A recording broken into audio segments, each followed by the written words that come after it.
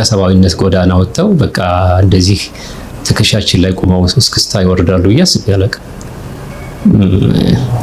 እንደዚህ በዚህ ደረጃ በጣም ነውር በሚባል ደረጃ በማን አለብኝነት እስክስታ ይጨፍራሉ ማለት እንደዚህ ያደርጋሉ ብዬ በፍጹም አላሰብኩም። እና በቀናነት ሰው ሁሉ ቀና ነው ብዬ ነው የምነሳውና በተለይ እነሱ ተበድለናል ምናምን የሚሉ ሰዎች ስለሆኑ በደልን ያየ ሰው መከራን ለማዝነብ ህዝብን ለማስለቀስ እና በማን አለብኝነት ለመናኘት ተነሳሽነት ይኖረዋል የሚል አልነበረም። እና በሂደት ሁኔታዎችን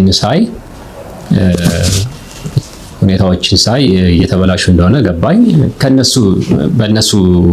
የነሱ ችግር ብቻ ሳይሆን ፓርቲ ውስጥ የነበሩ አንዳንድ ወገኖች የቀድሞ ፓርቲ ውስጥ የነበሩ አንዳንድ ወገኖችም ነገሮችን የሚይዙበት ሁኔታ ነው ትልቁ ግብግብ የነበረው።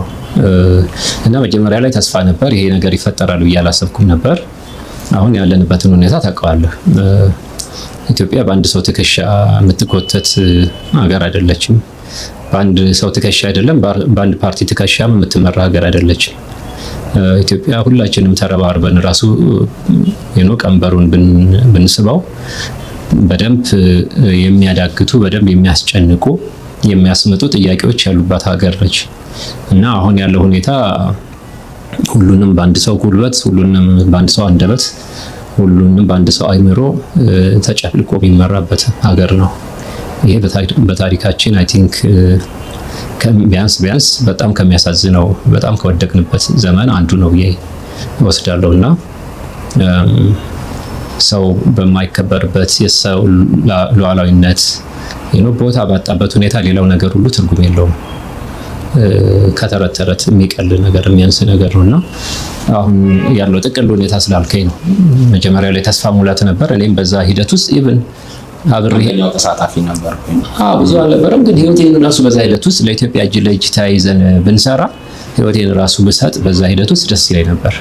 ምክንያቱም ያ ንጋት የጋራ ህልማችን ነው ብዬ ነበር የማስበው። እና እኛ የምናልመውና ሌሎች የሚያልመው የነበሩት የተለያየ ነው። እነሱ በቀል ህዝብን ማሰቃየት የግል የስልጣንና የገንዘብ ጥም የማናለብኝነት ጥማቸውን ለማርካት እንጂ የኢትዮጵያን ህዝብ ሉዓላዊነት በማክበር እሱን በማድረግ ከዛ ደስታ በመጎንጨት የሚገኝ እርካታን አልነበረም የሚያስቡት። እኛ ደግሞ እነሱም ቢሆኑ ስልጣኑን ችግር የለውም የያዙት፣ ግን በጋራ ለኢትዮጵያ የሚሆን ነገር አብረን እንስራ የሚል መነሻ ነበር። መልካም፣ ወደ መጽሐፉ ትመጣለሁ በደንብ። ግን እንደው ሌላኛው አሁንም በጥሞና ውስጡ ነው ከታዘቡት ነገርና በጽኑ የሚያምኑበት ተብሎ የሚታሰበው አንደኛው የምርጫ ጉዳይ ነው። አንደኛው የፖለቲካ ማስፈጸሚያ መሳሪያ ስለሆነ ዲሞክራሲያዊ ምርጫ። ሰሞነኛው የኢትዮጵያ ምርጫ እንዴት አዩት? ከዛ ደግሞ እንግዲህ መንግስትን ጨምሮ የተለያዩ አካላት ችግር ውስጥ እንዳሉ ያምናሉ። ችግር እንዳለ ሲነገር እናዳምጣለን። ያን ችግር ለመፍታት ደግሞ ምክክር ያስፈልገናል የሚል ነገሮችም ሲነሱ እየሰማን ስለነበረ እንደው ጠቅለል አድርገን ሀገራዊ ጉዳዩን እንድናይ 10 ያህል መጠይቆች ወይም ዝርዝሮች ደግሞ ሀገራዊ ምክክር ኮሚሽን የተቋቋመው ሀገራዊ ምክክር ኮሚሽን ለማየት ያወጣቸውን አጀንዳዎች ተመልክተናል በቅርብ ጊዜያቶች ውስጥ። እንደው አቶ አንዱዓለምና ምርጫ ያው የሚለያዩ አይነት ስላልሆኑ በምርጫ ያለውትን አመኔታ ስለምና ከዛ ደግሞ እንደው ከምርጫ በዘለል ደግሞ ያሉብንን ችግሮች ለመፍታት ተብሎ የተቋቋመው ኮሚሽን እየሰራ ያለውንና በቅርቡ ያወጣውን አጀንዳስ እንዴት ተመለከቱት? ከትዝብቱ መነጽር ውስጥ አንደኛው የሚመለከተው ይሄንን ነው ብዬ ስለማስብ ነው። እንደ ሀገር ሰሞነኛው ምርጫ በእርሱ አይን ምን ይመስል ነበር? እኔ ምርጫ ላይ ያለኝ አመለካከት የደመደምኩት የስድስተኛው ሀገራዊ ምርጫ ላይ ነው። እዛ ላይ በይፋ ብዙ ጊዜ ደጋግሜ እኔም ወጥቼ እንደተናገርኩት የምርጫው እንዴት ዲሞክራሲያዊ እንደሚሆን ቃል እንደሚገቡልን ከጠቅላይ ሚኒስትሩ ጋር በጊዜው ፕሮፌሰር ብርሃኑ፣ እኔ፣ ናትናኤል ፈለቀ፣ አቶ የሺዋስና ዶክተር ጫኔ አሁን በስር ላይ ያሉ ዶክተር ጫኔ አምስት ሆነን ጠቅላይ ሚኒስትሩን አግኝተናቸው ነበር። ስጋቶትን የገለጹበት በመጽሐፎት እና ይሄ ምክንያቱም በጊዜው ትክክለኛ ለውጥ ይሆናል በሚል ተስፋ አድርገን ነበርና ያ ተስፋችን ምን ያህል እውን ይሆናል ብለናቸው ነበር። እና እንዴት ነው እንደውም ለእኔ ነው ፐርሰናሊ አታምነኝም ወይ? እኔማ በዲሞክራሲ የምታማ ሰው አይደለሁም። ስለዚህ አሁን የካድሬ ሲስተሙን አስተካክዬ ምርጫ ቦርዱን ተጽዕኖ በማድረግ ደረጃ አደርሰዋለሁ። ከዛ በኋላ ፍትሐዊና ዲሞክራሲያዊ ምርጫ ይደረጋል፣ በዛ ላይ ድርድር የለም የሚል ምላሽ ሰጥተው ነበር። ጓደኞቼ ምስክሮች ናቸው። ከዛ በኋላ ግን የሆነው ነገር ከዚህ ፍጹም በተቃራኒ ነው። ግርማ ሞገስ የተባለውን የኢዜማ አባል ደብረ ዘይት ላይ ቢሾፍቱ ላይ የመጀመሪያ ቀን ቅስቀሳ የተጀመረ ቀን በሩ ላይ ገደሉት። ቤተክርስቲያን አሰርቶ በዛው የተቀበረ ሰው ነው። በኮቪድ ጊዜ ለ1500 ህፃናት መጽሐፍት ገዝቶ ዘር፣ ቀለም፣ ቋንቋ ምናምን ሳይለይ ያደለ በማህበረሰቡ ዘንድ የሚከበር ሰው ነው እና ያንን ሰው በሩ ላይ ደፍተውት ሄዱ። በጊዜው ወጥቼ የወንድማቸው የግርማ ሞገስ ደም ወደ እናንተ ይጮሃል ብዬ የጠቅላይ ሚኒስትሩንም የአቶ ሽመልስንም የከንቲባንም ስም ጠርቼ ተናገርኩኝ። የተናገርኩበት ምክንያት ጠቅላይ ሚኒስትሩና እርምጃ ሊወስዱ ከቻሉ ያንን ሰቆቃ እንዲያዩት ነበር። ማንም በዛ ጉዳይ ላይ ወጥቶ ትንፍሽ ያለ የለም። እንደውም ኦሮሚያ ላይ ፍጹም ጨለማ ሆነ። መግባት በማይቻልበት ሁኔታ የምርጫ ኮንሴፕት ጠፋ። በጠራራ ፀሐይ ጥይት የሚተኮስበትና ተወዳዳሪዎች የሚባረሩበት ሀገር ሆነ። 180 ወንበር አግተው ሌላው ኢትዮጵያ ላይ ውድድር አይነት ፌዝ ተጀመረ። ከዛ በኋላ የኦፒዲዮ ወይንም ያሁኑ የኦሮሞ ብልጽግና ኃይል አላማው ምን እንደሆነ ግልጽ ነበር። ስለዚህ የምርጫ እንትኔን ቀብሬ የተኩት ከዛ በኋላ ነው፣ የዛን ጊዜ ነው። ምክንያቱም በዛ ሁኔታ ይቀልዳሉ በምርጫ ብዬ አላሰብኩም ነበር እና በጣም የልጅ ቧልት ልክ የሚያስተውል ህዝብ ኢትዮጵያ እንደሌላት እንደፈለጉ እነሱ ስለቀለዱ የሚያምን እንዳለ አድርገው ነው የቆጠሩት እና በቃ ተጨፈኑና እናሞኛችሁ ሆነ ከዛ ሁሉም ነገር። ስለዚህ ምንም የምርጫ ተስፋ የተቀበረው ለኔ የዛ ጊዜ ነው። ያሁኑ አገሪቷ በከፍተኛ ጦርነት ውስጥ የእርስ በርስ ጦርነት ውስጥ ባለችበት፣ ብዙሃን በፖለቲካ አስተሳሰባቸው ታስረው ባሉበት ሁኔታ፣ ፍጹም ሰዎች ራሳቸውን ሳንሱር በሚያደርጉበት ሁኔታ ፍርሃት ብዙ ስንታገለው የነበረው ፍርሃት ከመቼውም ጊዜ በባሰ ሁኔታ በህዝብ ላይ በወደቀበት ዘመን ምርጫ ትክክለኛ ምርጫ ይደረጋል ብዬ ለማመን አይደለም ለማሰብ የሚያስችል ሁኔታ አልነበረኝም። ስለዚህ እኔ ቁጥር ውስጥ ከትቼ ጊዜ ሰጥቼ የማስበው እንደ ምርጫ ብዬ ለራሴ ላስበው የምችለው ነገር አይደለም። ጊዜም በዛ ላይ ላጠፋ አልችልም ከመጀመሪያው። ምክንያቱም ምርጫ ፕሮሰሱ ነው። የአክቹዋል ቮት የምታደርግበት ቀን ብቻ አይደለም። እሱም ትክክል ቢሆን እንኳን ማለት ነው። እሱም ደግሞ ሌላ ነገር ሆኖ ምርጫ ኢዝ ፕሮሰስ። የምርጫው አብዛኛው ፓርት ምናልባት 80% ምርጫውን የሚይዘው ሂደቱ ምን ይመስላል፣ ሰው የመናገር፣ የመጻፍ፣ የመተቸት፣ የፈለገውን የመምረጥ መብቱ ምን ያህል ነው፣ ምን ያህል ካምፔን ያደርጋል ምናምን ብለህ ራስህ እኮ ሚዛኑ መስጠት ለምን እንደጠየቀኝም አይገባኝም እኮ። ራስህ መናገር የምትችለው ነገር ነው። ገብቶሃል? በዚህ ኢትዮጵያ ውስጥ ዲሞክራሲ ኖሮ ያቅም ምናልባት ከ97 ውጪ የዲሞክራሲ የሚመስል ነገር አልነበረም። ግን እስካሁን የነበሩትን ምርጫዎች ደግሞ አስባቸውና ዘንድሮ የነበረው እንቅስቃሴው ምን ይመስላል ብለህ ለራስ መልስ ብትሰጥ ራሱ በቂ መልስ ታገኛለህ። መልካም። ምናልባት የሀገራዊ ምክክር ኮሚሽኑን ሂደትስ እንዴት አዩት? ከመጀመሪያው ጀምሮ አሁን ደግሞ የመጨረሻው ምዕራፍ ላይ ደርሷል። እንግዲህ ከወራት ያነሱ ጊዜያቶች ናቸው የሚቀሩት ጠቅላላ በተለዩ አጀንዳዎች ላይ ጉባኤ ለማከናወንና እንደው የተመረጡት አጀንዳዎች እንዴት ናቸው? መጀመሪያ የሀገራዊ ምክክሩን ኮሚሽን መቋቋምስ ለእርሶ ምን አይነት አንድምታ ሰጥቶት? ቅድም ይህን ምርጫ ስጠይቀኝ የጀመርኩልህ ከ6ኛ ምርጫ ነው።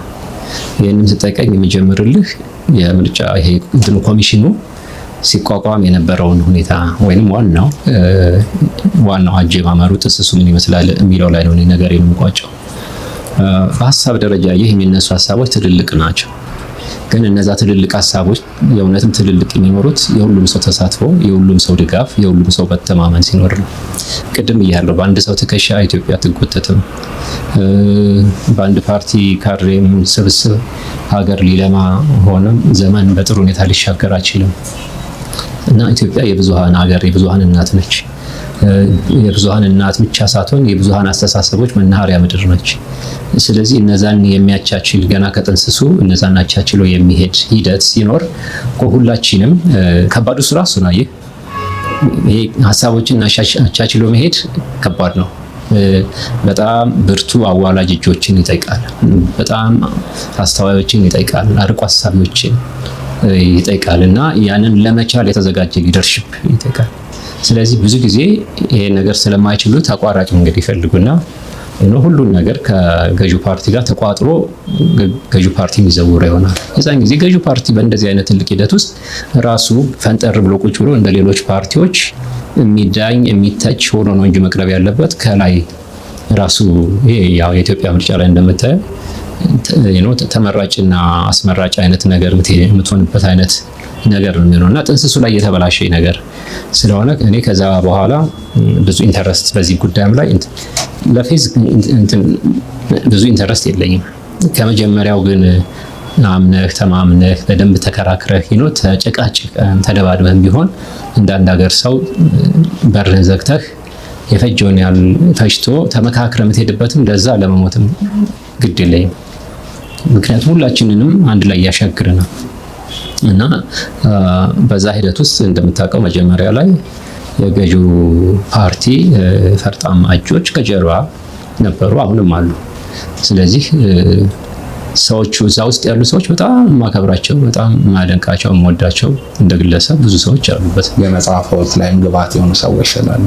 ያ በጣም ማከብራቸው እኔ አሁን እነሱ ላይ አይደለም የተመረጡት ሰዎች ላይ የተወሰኑትን አውቃቸዋለሁ። በጣም ቀና ሀሳብ ያላቸው ለኢትዮጵያ የሚያመጡ ሰዎች እንደሆኑ አውቃለሁ። ግን ሰዎቹ ቀና ስለሆኑ ለኢትዮጵያ ስለሚያመጡ በማማጥ ብቻ ቢሆን ኑሮ ሀገራችን የት በደረሰች። በቀናነት ብቻ ቢሆን ኑሮ ህልማችን እስካሁን ግብ በመታ ነበር እና ቀና ሀሳቢዎችና ክፉ ሀሳቢዎች አንድ ላይ በሚመጡበት ጊዜ ይበላሻል። ብዙ ጊዜ ደግሞ አሉታዊ ሀሳብ የሚያነግቡ ኃይሎች ይሳካላቸዋል በጉልበት። እንደሌላው ሰከንድ ቻንስ አይሰጡ። እንደሌላው ወንድሜ እህቴ እንዳይጎዳ ብለው ጊዜ አይወስዱ። አንድና አንድ ግባቸው ራሳቸው ስለሆኑ የተሻለ እንትን እያሉ እያስቆጠሩ የሚሄዱት እነሱ ናቸውና የኔ ሀሳብ እንደዛ ነው። መልካም ወደ መጽሐፎት እንምጣ እስቲ። እንግዲህ ከሰሞኑ ብዕርና ባሩድ የሚል መጽሐፍን አሳትመዋል። ከርዕሱ እንነሳ። ተጻራሪ ናቸው አይደለ እንትኖቹ? ምንድነው ለመምረጥ ይህንን ርዕስ የተገደዱበት ሁኔታ? ይህን መጽሐፍ እንግዲህ የማስተርስ ቴሲሴ የሱ በተወሰነ ደረጃ የሱ እንትን ነው የሱ ጭማቂ ነው ወይም ከሱ የተወሰደው ሀሳብ ያመዝናል።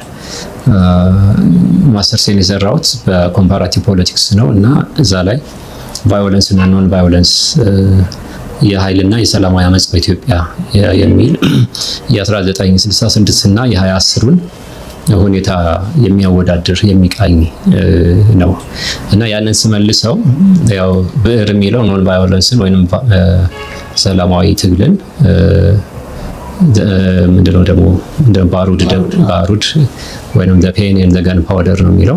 ባሩዱ ደግሞ ቫዮለንስን እንዲወክል አድርጌ ነው።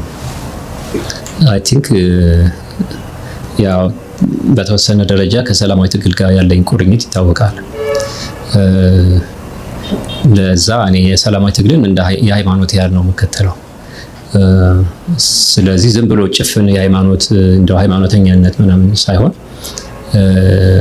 ጊዜ ወስጄ ብዙ አስቤበት ኢትዮጵያ ከዚህ መንገድ ውጪ የምትድንበት መንገድ የለም ብዬ ስለማምን ነው እንጂ ዘመኑ አሁን ይመቻል ወደ ኃይል አመጽ ምናምን ቢሄድ ደጋፊዎችም ምንም ማጣ አይመስለኝም።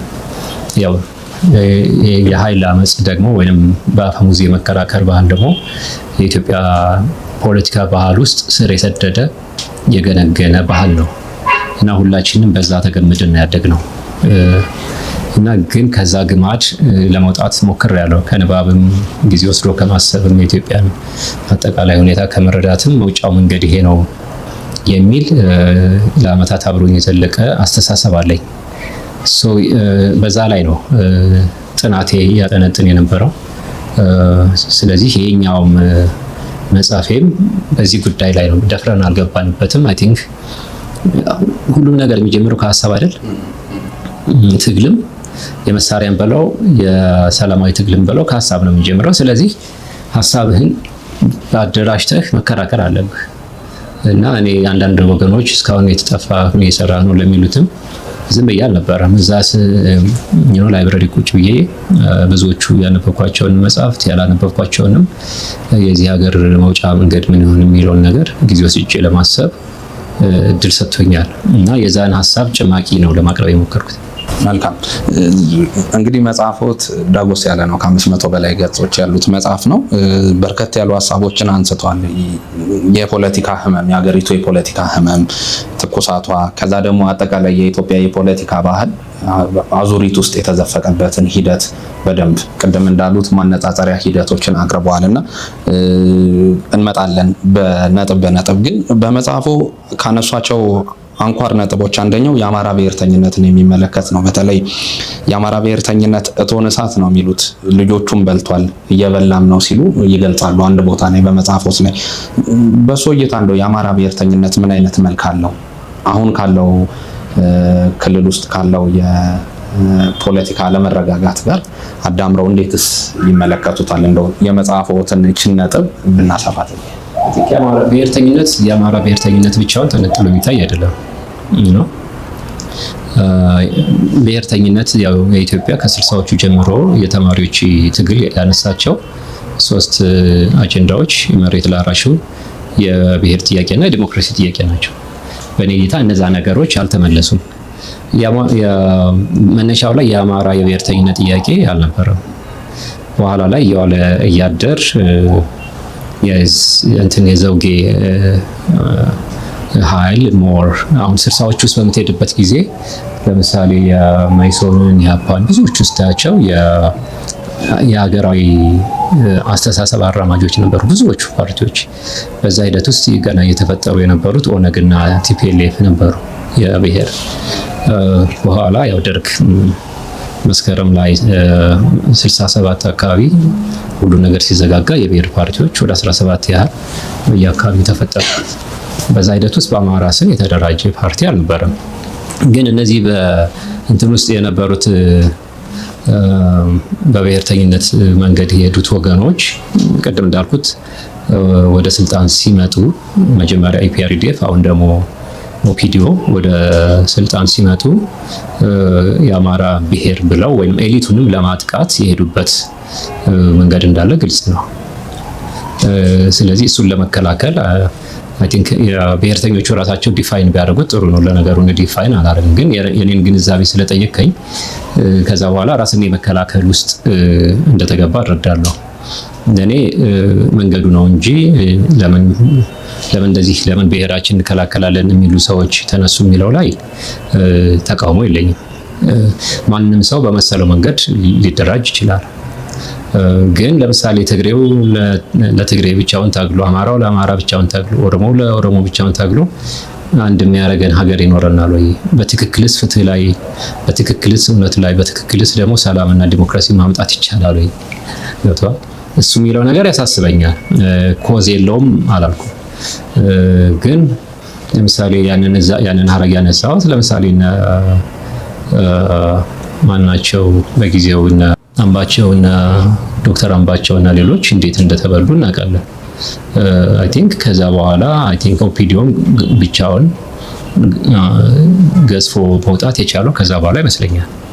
በዛ ሂደት ውስጥ እነዛ ሊደርሺፑ በመማታታቱ ወይም በመመታቱ በዛ ሂደት ውስጥ አይ ቲንክ በአዴን ውስጥ የነበሩትን ኤሊቶች ለማሳነስና ውዝን የብልጽግና ውስጥ ኦፒዲዮ ብቻውን ለመውጣት የተመቸው ይመስለኛል። ስለዚህ ያ የብሔርተኝነት እንቅስቃሴውንም ቢሆን ትግሉንም እንደጎዳው አስባለሁ። ያ ሂደት ጠላት እያበዛህ እርስ በርስ እየተመታታህ እኔ ባላምንበትም በዛ አይነት መንገድ በየትኛውም ትግል ውስጥ ግን ጠላት በማብዛት ለድል ትበቃለህ ብዬ አላስብም። እርስ በርስ በመካከል ያለህን ልዩነት መፍታት ሳትችል ሌላውን መጋበዝ አትችልም። ወይንም ደግሞ ሌላውን ስለ አንድነት ልታስተምረው አትችልም። መጀመሪያ ከባድ ቢሆንም የራስን የቤት ስራ ቁጭ ብለህ መፍታት፣ መነጋገር፣ ማወያየት፣ ሶሊዳሪቲ ማምጣት አለብህ እና አይ ቲንክ እሱን ለማለት የተጠቀምኩት ፍሬዝ ይመስለኛል እሱ